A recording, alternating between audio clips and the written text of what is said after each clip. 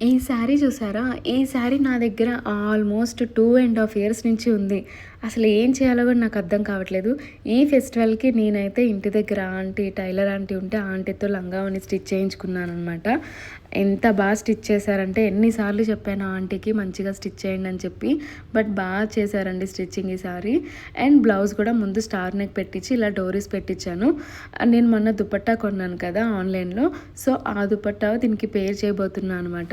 నాకు కస్టమైజేషన్ అంటే చాలా చాలా చాలా ఇష్టము. సో, అంత ఎక్సైటెడ్‌గా అనిపిస్తదనమాట. నేను కస్టమైజ్ చేసుకున్నది వేసుకోవాలి అనేసి. ఇక్కడైతే కొంచెం హ్యాండ్స్ లూజ్ అనిపించింది. బట్ అడ్జస్టబులే, పర్లేదు అనిపించిందనమాట. ఇక్కడైతే నేను సింపుల్‌గా రెడీ అయిపోయాను. పాపిట్లో కుంకుమ, నుదుటిన కుంకుమ పెట్టుకుంటే ఆ లుక్ అనేది కంప్లీట్ అయిపోద్ది. చాలా ట్రెడిషనల్‌కి చాలా బావుంటది కదా! అండ్ నేనైతే సింగిల్ ఫోటో ఒక్కటి కూడా దిగలేదు పాప భోగిపళ్ళు వల్ల. సో, నేను పాపతో కొన్ని ఫొటోస్ అయితే దిగాను. చూసేయండి మీరు.